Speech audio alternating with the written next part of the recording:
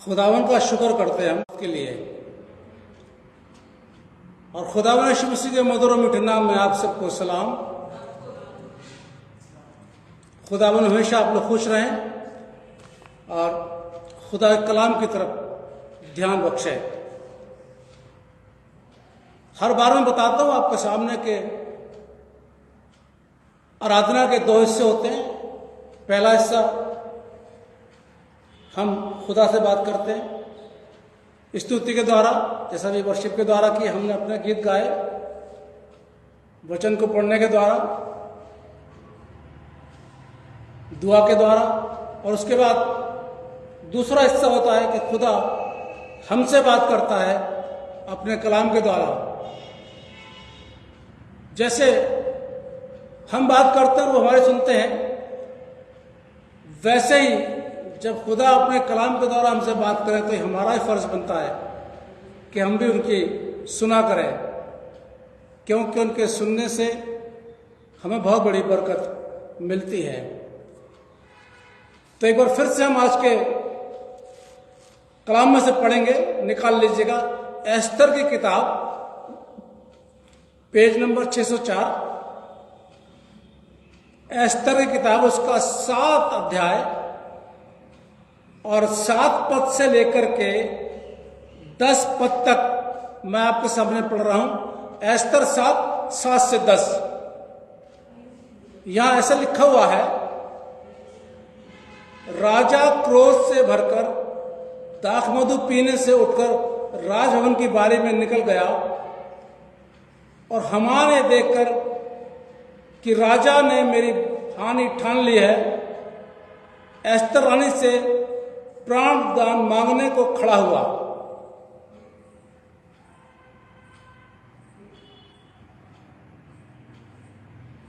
जब राजा राजभवन की बारी से दाखमधु पीने के स्थान में लौट आया, तब क्या देखा कि हामान उसी चौकी पर जिस पर एस्तर बैठी है झुक रहा है। और राजा ने कहा, क्या ये घर ही में मेरे सामने ही रानी से बरबस करना चाहता है? सामने ही रानी से बरबस करना चाहता है। राजा के मुंह से यह वचन निकला ही था कि सेवकों ने हामान का मुंह ढांक लिया। तब राजा के सामने उपस्थित रहने वाले खोजों में से हब्रोन नाम का एक राजा से कहा, हामान के यहां 50 हाथ ऊंचा फांसी का एक खंभा खड़ा है जो उसने मोर्दके के लिए बनवाया है, जिसने राजा के हित की बात कही थी। राजा ने कहा, उसको उसी पर लटका दो। तब हामान उसी खंभे पर जो उसने मोर्दके के लिए तैयार कराया था लटका दिया गया। इस पर राजा का गुस्सा ठंडा हुआ। खुदा अपने कलाम पर बरकत बख्शे, आमीन। आज का जो विषय है वो है दूसरों का जो बुरा करता है उसका खुद बुरा हो जाता है। और इसका मुख्य पद आपको मिलेगा नीति वचन 26 पद 27। नीति वचन 26 पद 27 जरा पढ़िए। जो गड्ढा खोदे वो ही उसमें गिरेगा, जो पत्थर लुढ़काए वो लुढ़क कर उसी पर लुटकर आ जाएगा। बैठिए, थैंक यू। आइए दुआ मांगे। खुदावन आज के कलाम के लिए आपसे सामर्थ्य मांगते हैं कि आज के कलाम पर आपकी बरकत हो, सामर्थ्य हो, हमारी अगुवाई करना और जो कुछ हम सीखे उसको अपने जीवन में लागू करें। और खुदावन आज के कलाम से किसी इंसान की कोई तारीफ ना हो, बल्कि सारा आदर, सम्मान, महिमा, प्रशंसा आपको मिले। खुदावन यीशु मसीह के नाम से मांगते हैं, आमीन। जो गड्ढा खोदे वही उसमें गिरेगा। ध्यान से सुनिएगा इस बात को। और जब पत्थर लुकाए वो उलटकर उसी पर लुढ़काएगा। दूसरों के लिए हम नुकसान पहुंचाने की योजना बनाते हैं, बाइबल यहां बता रही है कि वो नुकसान उसी पर लागू हो जाता है। पत्थर को हम दूसरे की तरफ मारते हैं, कभी कभी ऐसा होता है कि पत्थर वो हमें ही लग जाता है। आप लोग जब बचपन में होंगे, बॉल खेलते होंगे, दीवार पर बॉल मारते होंगे तो बॉल वापस आती होगी। मैं बहुत खेलता था, आप भी सब खेलते होंगे। छोटी बॉल थी, दीवार पर मारते थे, कई बार बॉल किसी के लग जाती थी।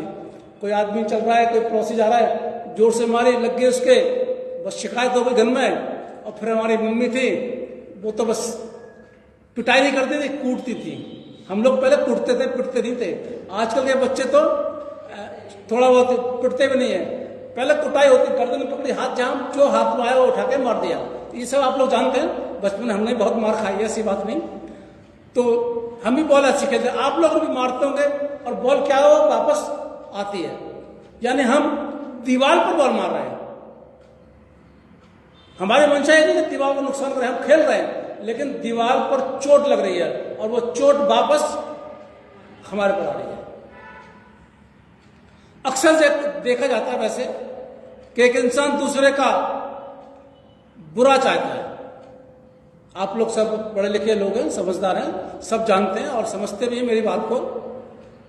और आप लोगों ने देखा भी होगा, कोई इंसान अगर आपका बुरा चाहेगा और आप सचमुच भक्त हैं, आप कल्पना नहीं करते कि हम उसका बुरा करें, लेकिन जो आपके साथ बुरा कर रहा है वो बुरा उसके साथ हो जाता है। थोड़ा वक्त लगता है, लेकिन ऐसा हो जाता है, आपने देखा होगा। तो इसी में बोला, दो गड्ढा खोदता है दूसरों के लिए, वो इसी में गिरता है। आप लोगों ने सब देखा होगा, मकड़ी जाला बनाती है, देखा होगा ना, ऐसे कोने बनाएगी जाला ऐसे करके। और जाला क्यों बनाती है मकड़ी? क्योंकि वो दूसरे कीड़ों को जाले में फंसा सके। अब ध्यान देना कभी आप, मकड़ी के जाले के बीच में वो मकड़ी फंसी होगी। अगर आपने ध्यान दिया और नहीं दिया, देना ध्यान। कोई कीड़ा दिखाई देता, वो खुद मकड़ी उसी जाले के सेंटर बिल्कुल रहती है, जबकि मकड़ी ने जाला किसके लिए बनाया? दूसरे कीड़ों के लिए, लेकिन वो उसी में चली गई। तो यही बात खुदा कलाम भी कह रहा है, जो दूसरों के लिए गड्ढा खोदता है, जो दूसरों को नुकसान करता है, खुद उसका भी नुकसान हो जाता है। इस बात को मुझे और आपको ध्यान रखना होगा। आइए बाइबल से एक उदाहरण देखते हैं। मैं ये नहीं कह रहा हूं कि आप पहली बार सुनेंगे आज, ऐसा नहीं है। आप बाइबल पढ़ते हैं, जब बाइबल पढ़ते हैं तो आपने पढ़ा भी होगा इसको, और आपने किसी के द्वारा सुना भी होगा। ऐसा नहीं हो सकता कि आपने इसके बारे में किसी को बताया भी हो। तो मैं ये कभी नहीं कहता कि पहली बार इसको आप सुन रहे हैं, ध्यान आ जाएगा। कभी कभी दिमाग से बात निकल जाती है, लेकिन जब आप सुनते हैं तो एकदम ध्यान आ, नहीं मैंने उस दिन इसको पढ़ा था, नहीं मैंने उस दिन इसको सुना था। तो आज एक उदाहरण देखते हैं एस्तर की किताब से। निकाल लीजिएगा, एस्तर की किताब निकाल कर रखिए। एक यहूदी है मॉर्दकै, एस्तर का रिश्तेदार है वो, और वो सब पढ़ेंगे शुरू से। तो एस्तर कैसे रानी बनी वो सब इसमें लिखा हुआ है।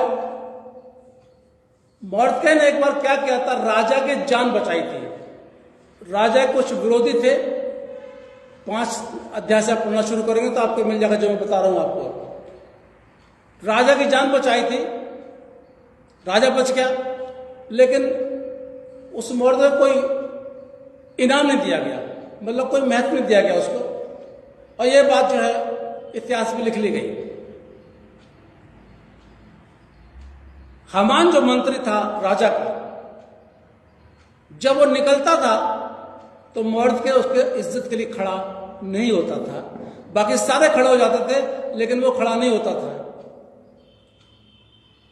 हामान को बड़ा बुरा लगता था ये कि मेरी सब इज्जत करते हैं, छोटा या बड़ा हो, मैं जब निकलता हूं क्योंकि मैं राजा का मंत्री हूं, सब झुकते हैं मेरे सामने। एक यही है, ये यहूदी है, ये मेरे सामने झुकता नहीं, ना मुझे देखकर खड़ा होता है। मॉर्दकै यहूदी, जैसे मैंने बताया। इस बात की चिंता और इस बात का गुस्सा हामान को था कि ये मुझे देख करके खड़ा नहीं होता। इसने अपने ये घर पर आया और घर पर बातचीत करने लगा। इसने अपनी पत्नी जिसका नाम जेरश था उससे बात करी, अपने मित्रों से बात करी और बताया कि सब मेरी इज्जत करते हैं, लेकिन ये यहूदी जो है ना मुझे देख करके खड़ा नहीं होता। दोस्तों ने उसकी पत्नी ने सलाह दी कि उसको फांसी पर लटका दो। उसने क्या किया, अपने घर के अंदर 50 हाथ लंबा फांसी का फंदा बनवा दिया ताकि एक दिन मौके को लटका सके। ध्यान सुनते रहिएगा मेरी बात को, आप बाकी बाइबल में पढ़ लेना। एस्तर रानी ने एक बार क्या किया कि भोज किया और उस भोज के लिए राजा से बात करी। राजा से बोला मुझे कुछ चाहिए आपसे। राजा ने कहा मांगो, तुम्हें सब कुछ मिलेगा, तुम चाहो तो तुम्हें आधा राज्य में दे दूंगा, बोलो। एस्तर ने बोला मैं एक भोज का इंतजाम कर, भोज समझ रहे ना आप लोग, खाने का दावत का इंतजाम कर रही हूं और मैं चाहती हूं आपके साथ आपका मंत्री हामान भी आए। राजा ने बोला कोई बात नहीं, मैं बात कर लूंगा। राजा ने यह खबर जो है वो हामान तक पहुंचा दी। हामान बड़ा खुश हुआ, अपने घर में आके बताया और घर में कहने लगा देखो एस्तर रानी ने राजा के साथ मुझे खाने पर दावत पर बुलाया है, और किसी को नहीं बुलाया बल्कि मुझे ही बुलाया है। बड़ा खुश हुआ वो। अब वो जब दावत में आ गए, दावत हो रही है वहां पर, तो राजा को एक बार नींद नहीं आई, बेचैन हो रहा था बहुत। जब बेचैन हो रहा था तो उसने इतिहास की पुस्तक मंगाई और इतिहास की पुस्तक पढ़ने लगा। मैं शॉर्टकट बता रहा हूं आपको, मुख्य बात बता रहा हूं। इतिहास की पुस्तक पढ़ने लगा तो उसमें यह लिखा हुआ था कि एक यहूदी मर्द ने राजा की जान बचाई थी। उसने अपने मंत्रियों को बुलाया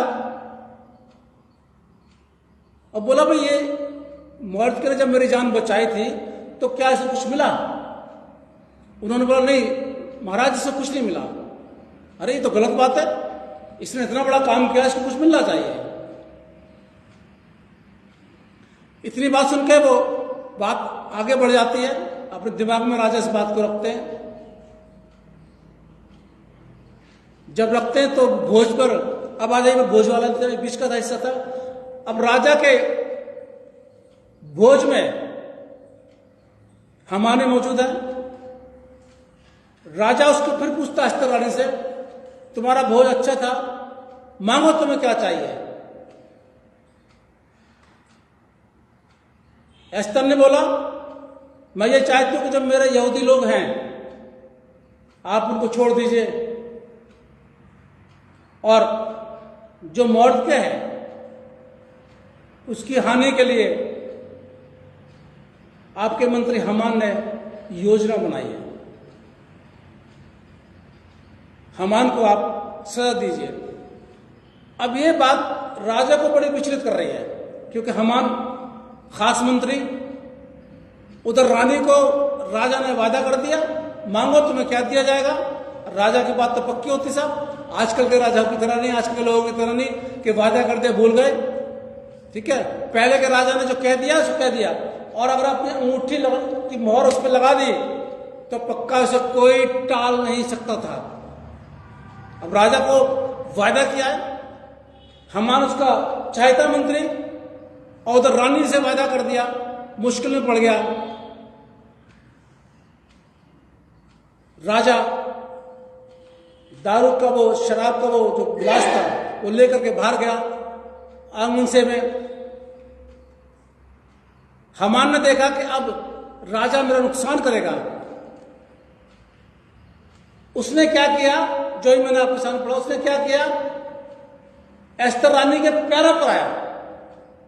उसका एस्तर रानी के पैरों पर आना था और राजा का पलटना था। ध्यान सुनिएगा। वो एस्तर रानी के पैरों पर आया और राजा पलटा। राजा ने क्या बोला, ये तो मेरे सामने ही मेरी पत्नी के साथ में गलत कर रहा है, सजा बताओ इसको। एक दरबारी ने जाकर के बोल दिया, हमृता नाम इसका था। महाराज इसने मौर्य के लिए अपने घर के अंदर फांसी का फंदा लगाया, 50 हाथ ऊंचा, पद 10 पढ़िए 7 का।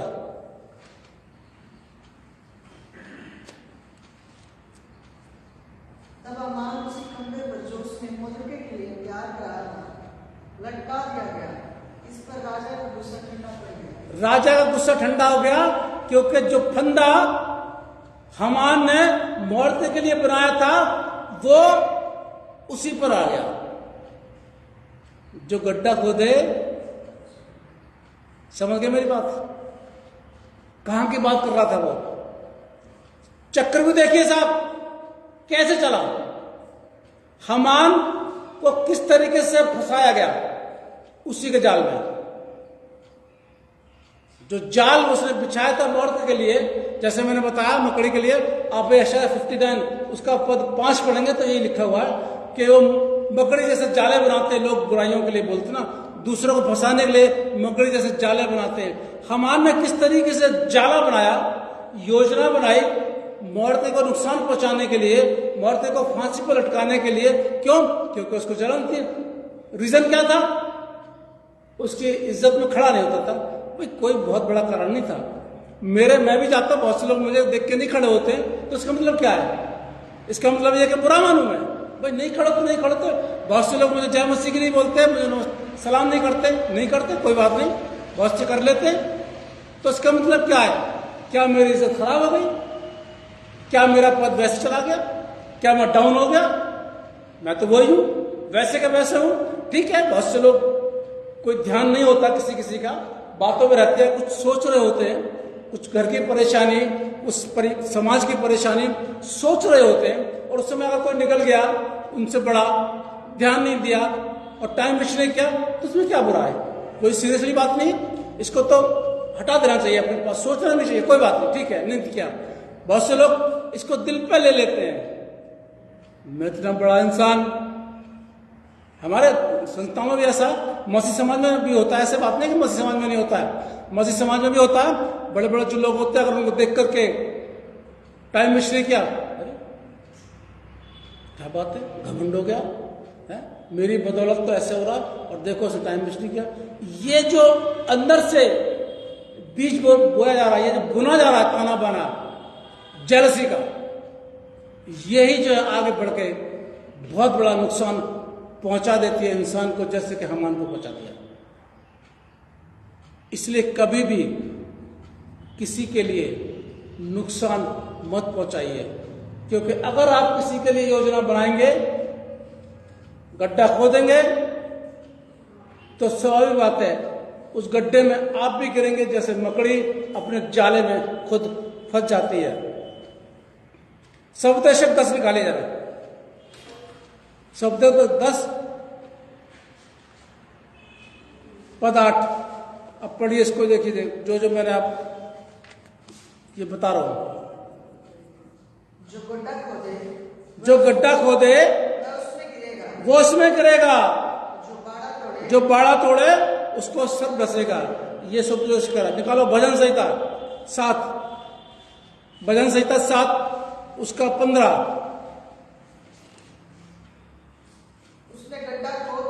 उसने गड्ढा खोद कर उसे गहरा किया, जो खाई उसने बनाई थी उसमें वो आप गिर गया। बाइबल की बातें सच हो रही ना, देख लीजिए, 2 जगह 3 जगह वो नित्य वचन पढ़ा दिया मैंने, मुख्य पद नित्य वचन 26 में वो लिखा हुआ है।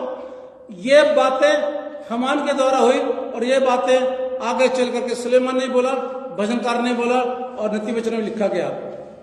जो गड्ढा खोदता है वो उसमें खुद गिरता है। अब थोड़ा सा आगे आ जाइए, रूहानी बात पर आ जाइए। जरा गलातियों निकालिए, गलातियों 6 बाब निकालिए। गलातियों 6 में जरा 7 पद पढ़िएगा। धोखा ना खाओ, धोखा न खाओ, परमेश्वर ठट्टों में नहीं उड़ाया जाता, परमेश्वर ठट्टों में नहीं उड़ाया जाता, क्योंकि मनुष्य जो कुछ बोता है क्योंकि मनुष्य जो कुछ बोता है वही जो गड्ढा खोदता है वो उसमें गिरेगा। ये तो एक उदाहरण वाली बात मैंने बताई थी, ये रूहानी बात आ गई मेरे और आपके आत्मजीवन से संबंधित। इसकी व्याख्या कर रहा हूं मैं धीरे धीरे। धोखा न खाओ, खुदा ठट्टों में उड़ा जाता है। आजकल के मसीह लोग यही सोचते हैं, कोई बात नहीं, खुदा है, माफ कर देंगे, गलती करते रहिए माफ कर देंगे, गुनाह करते रहिए माफ कर देंगे, क्योंकि यीशु मसीह ने कहा कि भाई मैं तो तुम्हारे को माफ करूंगा। और खुदा ने बोला कि मैंने जगत से ऐसा प्यार किया कि अपने बेटे को भेज दिया, जो कोई इस पर विश्वास करेगा वो जीवन पाएगा। तो अब ये हम लोगों ने उसको एक मसीह ने बना रखा है, इसको अपना एक उद्देश्य, नहीं कुछ भी कर लो और सुबह कर लो गुनाह और शाम को दुआ मांग लो, चर्च में आकर के यीशु मसीह माफ कर देंगे, क्योंकि यीशु मसीह ने बोला है मनुष्य का पुत्र खोयों को ढूंढना है और उनको उद्धार करना है। यीशु मसीह ने बोला, जब बोला है तो हम वो याद बात करते हैं। लेकिन इस बात को भी ध्यान रखिए कि हम जो बो रहे हैं हम वही काटेंगे। एक किसान अगर गेहूं बोता है तो क्या बाजरा काटेगा? गेहूं काटेगा, स्वाभाविक बात है। अब जो कांटे बो रहा है वो कांटे काटेगा, और जो फूल का बाग लगा रहा है वो फूल तोड़ेगा। ये तो एक प्रैक्टिकल जीवन है हमारा, हमें समझना पड़ेगा इस चीज के लिए कि हम आज जो बो रहे हैं कल वो हम काटेंगे। आज जो हम अपने औलाद को सिखा रहे हैं कल हमारी औलाद वही करेगी। आज अगर हम झूठ, फरेब, धोखाधड़ी अपने औलादों के सामने कर रहे हैं या उनको भी सिखा रहे हैं तो मेरे अजीजों हमारी औलाद भी बड़े होने के बाद वही करेगी। इसलिए मनुष्य जो बोता है वो काटता है। आगे आ जाइए सब, पढ़िए जरा इसका 8 पद से पढ़िए बेटा, फिर से 8 पद का। क्योंकि जो अपने शरीर के लिए बोता है, क्योंकि जो अपने शरीर के लिए बोता है वह शरीर के द्वारा विनाश की कटनी काटेगा। वह शरीर के द्वारा विनाश की कटनी काटेगा। इसका क्या मतलब है? शरीर के लिए बोना गुनाह करना है, बुराइयां करना है।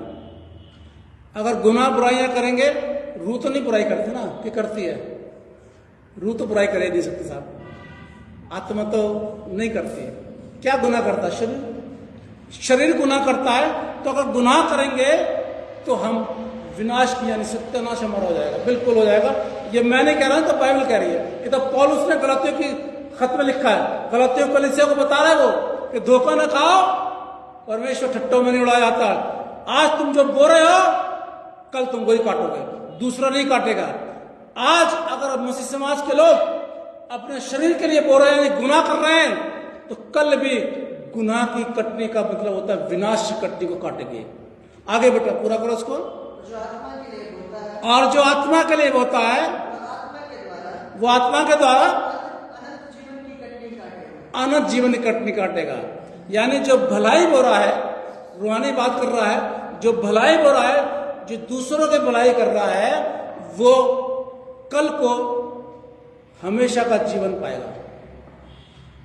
हामान ने बुराई करी, फिर वही वाली बात आती है, जो गड्ढा खोदे वो उसी में गिरे। आज अगर हम अपने जीवन के अंदर गड्ढा खोद रहे हैं तो याद रखिए अजीजों, कल ऐसा वक्त आएगा कि हम उसी गड्ढे में गिरेंगे। ये बाइबल में लिखा हुआ है। इसलिए जो जीवन हमारे पास बचा हुआ है, मैं बीते हुए जीवन की बात नहीं कर रहा हूं, जो जीवन बीत गया, मैं मेरी 63 साल की उम्र हो गई, बीत गया मेरा, इसकी बात नहीं करता। बीत का बीत वापस नहीं आएगी, वो उम्र वापस ही नहीं आएगी। अब जो मेरी उम्र बची है उसकी बात करनी चाहिए, उसका ध्यान रखना चाहिए। अब बीते से पहले बता रहा, बीते, अरे भाई पहला ऐसा था, अरे हो गया, अब तो नहीं है। अब आगे जो आपका टाइम बचा है, कल तक जो आपने कर लिया, कल तक जो आपने बोल लिया शरीर के लिए, कोई बात नहीं। अब जो समय बचा है, अब जो आने वाला समय है, उस पर गौर करना है, रूहानी बातों पर गौर करना है। क्योंकि मेरा अजीजों, शरीर नाशवान है, या तो दफना देते हैं या जला देते हैं। शरीर नाशवान है और आज का मसीह समाज ज्यादातर शरीर की बात करता है, जो कि नहीं करनी चाहिए। हमेशा इस बात को ध्यान रखें कि जो योजना आप दूसरों के लिए बना रहे हैं, ये भलाई वाली भी आ सकती है, भलाई वाली बात भी आ सकती है, ऐसी कोई बात नहीं। अगर आप भलाई वाली योजना किसी के लिए बना रहे हैं, अगर आप किसी का भला करना चाह रहे हैं, आपके पास जो भी सामर्थ्य, कोई बात नहीं, आप चर्च के लिए कुछ करना चाह रहे हैं, आपके पास जो भी हैसियत आप करना चाह रहे हैं, कर रहे हैं, तो याद रखिए पलट के आपको खुदा की तरफ से बरकत मिलेगी, भरपूरी का जीवन मिलेगा। दोनों बातें, अगर आप किसी की भलाई सोच रहे हैं, नहीं मैं इसकी भलाई कर दूं, मैं इसकी मदद कर दूं, इसके बच्चे की मदद कर दूं, ये बच्चा आगे बढ़ जाए। आप किसी बच्चे के लिए बोल रहे हैं बेटा देखो ऐसा मत किया करो, तुम्हारे घर का खानदान अच्छा है, तुम ऐसा मत किया करो, आप उस बच्चे को अच्छा कर बोल रहे हैं, ध्यान रखिए कल को आपके बच्चे के लिए भी कोई अच्छा बोलेगा। ये पक्की बात है, बाइबल में लिखा हुआ है ऐसा। और आप दूसरे के लिए कुछ गलत सोचेंगे, सोचना नहीं चाहिए, करने की बात तो बहुत अलग है। एक मसीह को दूसरे के लिए गलत सोचना भी नहीं चाहिए, बिल्कुल, ये भी गुनाह है। क्योंकि जब दिमाग से सोचते हैं, दिल में आगे ले जाते हैं उसको। 1 फुट की दूरी है बस, ये यहां से यहां तक की बस, यहां का अगर यहां पर आ गया तो मामला गड़बड़ हो जाता है। यहां का यही निकाल दीजिए बाहर, बिल्कुल यहां मत लाइए उसको। कई लोग सुनाना आप दिल पे मत लिया करो, भाई दिल पे मत लिया करो, ये खतरनाक हो जाता है। यहां से सोचना अगर शुरू कर दिया ना, तो जो भी आपने सोचा है, चाहे भला चाहे बुरा, पलट कर वो आपके पास आएगा। भला कर रहे हैं आपको भलाई आएगी खुदा की तरफ से, आप बुरा कर रहे हैं आपको बुराई आएगी। हमान ने 50 हाथ लंबा फांसी का फंदा लटकाया कि मैं मोर्दे को लटका दूंगा क्योंकि मैं इज्जत नहीं करता। चक्र में देखिए कहां से कमाया, एस्तर रानी के द्वारा सब करते हुए, खाना खाते हुए बेचारा कुछ कर भी नहीं रहा था। वो तो पैर पकड़ने के लिए गया था। लेकिन देख लीजिए साहब, खुदा का इंतजाम देख लीजिए। बाइबल यहां पर बताती है, पद में लिखा, 5 अध्याय पढ़ेंगे तो उसमें लिखा हुआ है 5-6 में। उसके दोस्तों ने बोला देख भाई, अगर मौर्द के सच्चा यहूदी है, उसके वंश का है, तो तुम उससे कुछ नहीं बिगाड़ सकते हो। देख लीजिए, अगर मिल जाएगा तो मैं बता दूंगा आपको, एस्तर में लिखा बता देता, अगर मिल जाता तो देखिए। हाँ मिल गया, 6 अध्याय निकाले एस्तर का, 6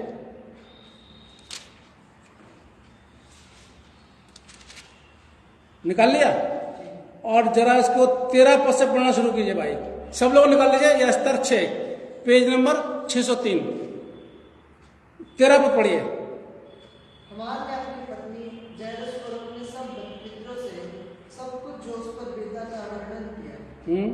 तब उसके बुद्धिमान मित्रों ने, देख लीजिए साहब, पहले के मित्र कौन थे मुझे नहीं पता, जिन्होंने सलाह दी थी कि फांसी का फंदा बांधो। यहाँ पर उसके अकलमंद मित्रों ने और उसकी पत्नी जैरस ने उससे कहा हाँ दिखाना चाहता है, यदि वो यहूदियों के वंश का है तो तू उसको कुछ नहीं बिगाड़ पाएगा। कितने लोग बाइबल के साथ हैं? बाइबल के साथ सब लोग हालेलुया बोले जोर से, पूरा करिए, फिर जोर से बोलना हालेलुया। आगे यदि वे यहूदियों के वंश में का है तो उस पर प्रबल ना होने पाएगा। हाँ आगे, पूरी रीति से नीचे ही खाएगा। कौन नीचे खाएगा? हमान, तू नीचे खाएगा। अगर वो यहूदी के वंश का है तो तू उस पर प्रबल नहीं हो पाएगा, उससे पूरी रीति से नीचा खाएगा। सच्चे मसीह अगर आप, यहूदी नहीं हम लोग कोई भी, ध्यान रखिए, मैं भी यहूदी नहीं हूं, मैं भी कन्वर्ट हुआ, मेरे परदादा चले आ रहे जब से, वंशज 3री पीढ़ी है मेरी है। सच्चे मसीह हैं, खुदा को मानने वाले, दिल की गहराइयों से और सही बीज बोते हैं अपने फसल में। अच्छाइयां बहुत हैं, भलाइयां बहुत हैं, तो शैतान और शैतान की फौज एक तरफ हो जाएगी, हमारा कुछ नहीं बिगाड़ पाएगी। हालेलुया, जोर से बोल दीजिए। अब पता चलता कि हाँ सही बात है। ध्यान रखिए, इसलिए दूसरों के लिए कभी गड्ढा मत खोदना, दूसरों के लिए योजना मत बनाना। अगर आप ध्यान दें, कई पुराने जगह जाएंगे, मैंने तो जाला था हटवा दिया, मैं दिखा देता आपको। मकड़े ने जाला बनाया हुआ था, वो हटवा दिया, बच्चे ने हटा दिया, वो दिखाता आपको कि बीच में फंसी हुई मकड़ी। वैसे भी देखो पुराने जगह कहीं आप जाएंगे तो गोल जाल वो होता तारों का, तार जैसा लगता है, वो उसकी राल होती है मकड़ी की, उससे वो अपना जाला बनाती है, उसके पेट से निकलती है, उसी से बनाती है। और बड़ा ध्यान से देखना आप कि एक दिन बीच में फंसी मिलेगी आपको। कीड़े तो एक दो रहते हैं, बाकी फंस जाएगी। दूसरे के लिए षड्यंत्र करना यानी अपनी रूहानी जिंदगी को बर्बाद करना। इसलिए पौलुस ने बोला है, धोखा न खाओ, खुदा ठट्टों में नहीं उड़ाया जाता है, क्योंकि इंसान जब होता है वही काटेगा। इसलिए जिसके कान हो वो सुन ले कि खुदा कलाम मसीह से क्या कहता है, जो गड्ढा खोदे वो इसी में करे। खुदा आप सबको बहुत बड़ी बरकत दे। आइए हम दुआ करें। शुक्रगुजार है खुदा आज के कलाम के लिए जो आपने हमको दिया, हमने उसको बोल दिया और हम चाहते कि बड़े, लेकिन इसमें हमारी मर्जी नहीं बल्कि आपकी मर्जी पूरी हो। और हम चाहते हैं कि जितनों ने आज का कलाम सुना है उन सबको आप बहुत बड़ी बरकत देना। खुदा और यीशु मसीह के नाम से मांगते हैं, आमीन। आराधना के अंत में हम लोग गीत गाएंगे। गीत का नंबर है 544।